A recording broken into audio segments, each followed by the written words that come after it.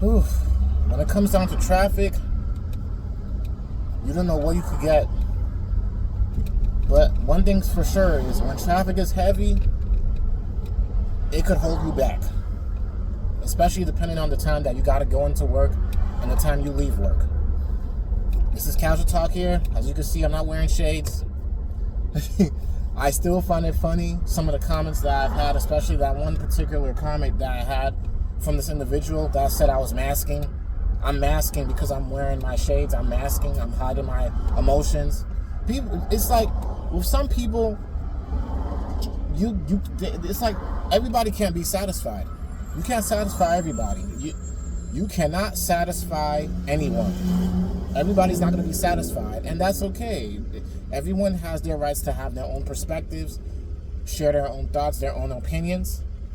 But do you know sometimes opinions could also depend on how you grew up, who influenced you, and your culture.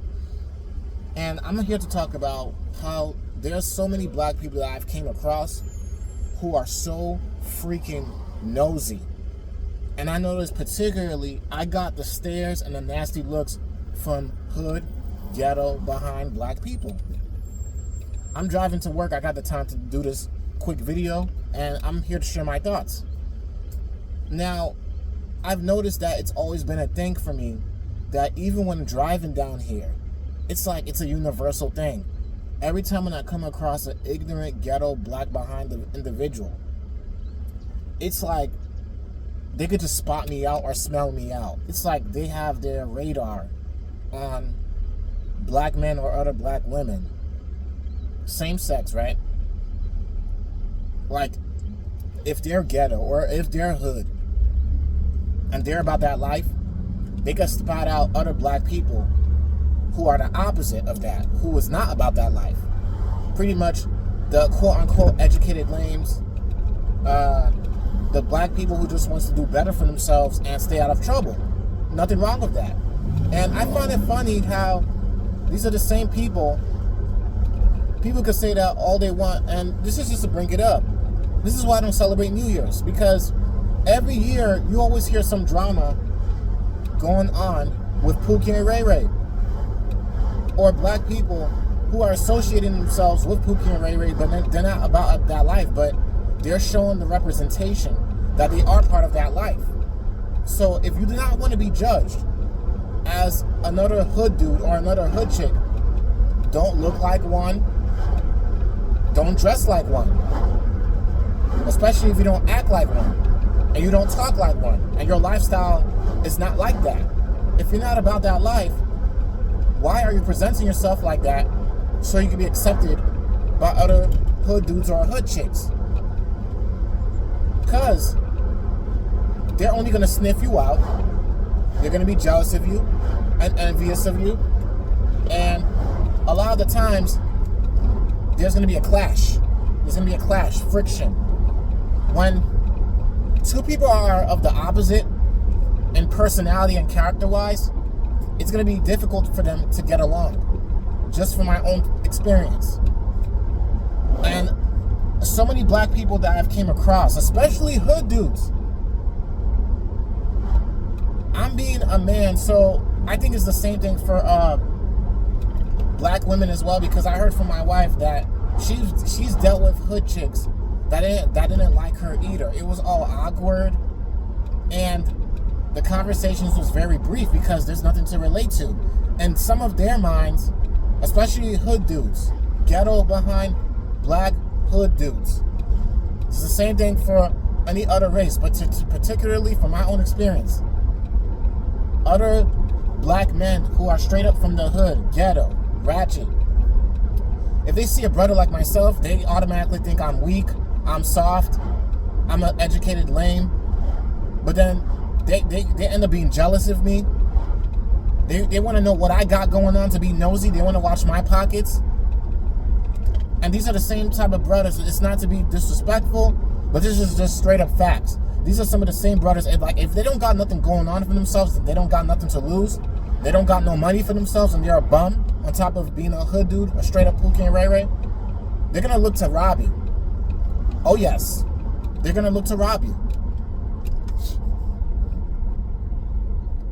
from my experience, I've dealt with hood dudes who I came across who wanted to rob me when I was in Brooklyn, New York.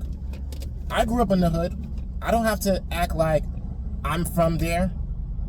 I've had enough experience being in Brooklyn, New York, straight up from Brownsville, to understand how a lot of hood dudes move, especially when they don't got nothing to lose. They don't got nothing to offer to the world. They're just a waste of space. They're existing, smoking weed, doing drugs, gambling, talking about how much money they got, how much bread they got. But these be the same people that wants to rob somebody, kill somebody, hide the evidence. They want to call other brothers or other black people out who snitches on them. They label you a snitch if you're going against the culture, the hip-hop culture, the hood culture. You're labeled a snitch when you're just trying to be a civilized, well-educated citizen that does not want any drama. They label you a snitch if you tell on them, or if you tell on somebody else that they don't want you to tell on. They label you a snitch. Yeah, it's toxic. It's stupid. It's stupid. Hip-hop culture has damaged the youth, and when you're taught young to be like that, it is ingrained in you, especially if that's the only thing you grew up around. And then this is the same brothers, the same black men that dies the exact same way.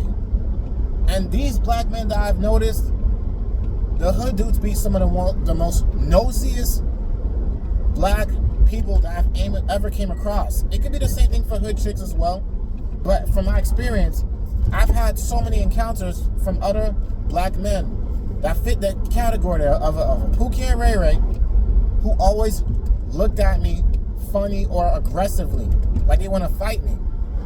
They may think that, oh, he's an undercover cop. I don't know what's in their mind when they see me. Oh, he's an undercover cop. Or they may think that I'm with some gang. Because not too long ago, as you can see, the reason why my camera set up a different angle is because I'm driving in a new car. It's not a new car, but it's new to me because I just got this car. This is a used 1997 Jeep Cherokee, 1997 Grand Jeep Cherokee. It's used. It's saving money in my pockets. I just need another car for backup for the time being, so me and my wife doesn't have any issues using the same car. So back to the story. Not too long ago, I came across a few hood dudes, pants sagging, bummy looking, dirty, dusty. They just grilling me, looking at me hard like I'm the police or I'm after them or something, or I'm watching them, or I'm going after them to kill them or something. Like, they know it themselves. They know it themselves, and I find it offensive, because it's funny when people say, oh, black people can't be racist. There's black people that are racist. There's black people that stereotypes other black people. But you can't stereotype me just because, oh, he's black, he must be like this. No. Nobody's race or skin complexion automatically defines their character. Let's be real. And I believe most of the time that's the vibe and the energy and probably the thoughts that ran from these other hood dudes' minds. Like, oh, he probably is with the ops. He's probably with the cops. Oh, he's probably affiliated with another gang. Oh, he's probably after me. Like, they act like they're hiding something. And I believe in most cases they are. Because there's a lot of drill rappers out there and hip-hop rappers, whatever you want to call them, right? That they capitalize and glorify being chased by the cops, having cops on them, having criminal records.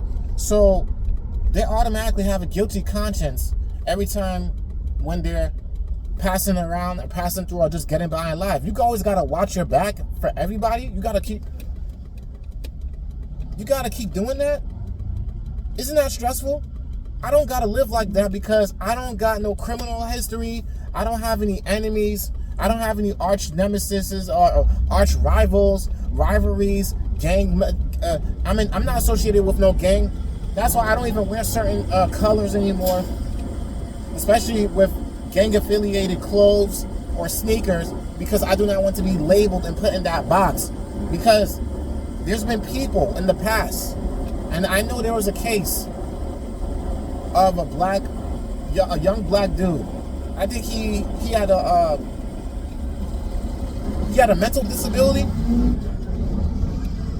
He had a mental disability. He was with his mom. This case happened many years ago. He was with his mom. He has a mental disability. His mom, I think his mom was crying and upset about it.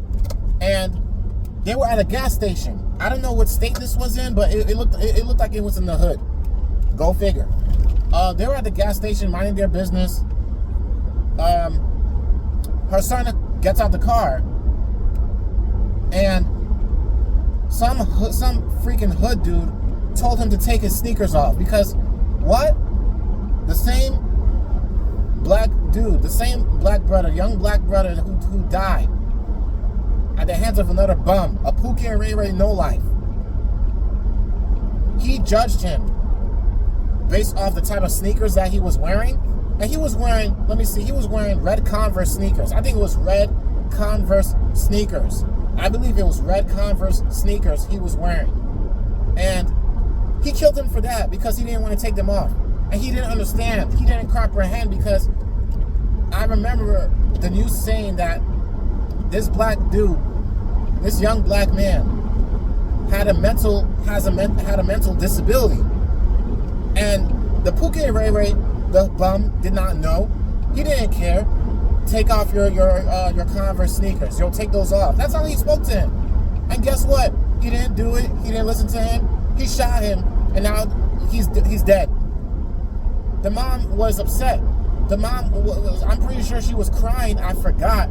If I could find the case, I'll put it in the comments below. But how many times you see so many black men, young black men in America, dying left and right for stupidity?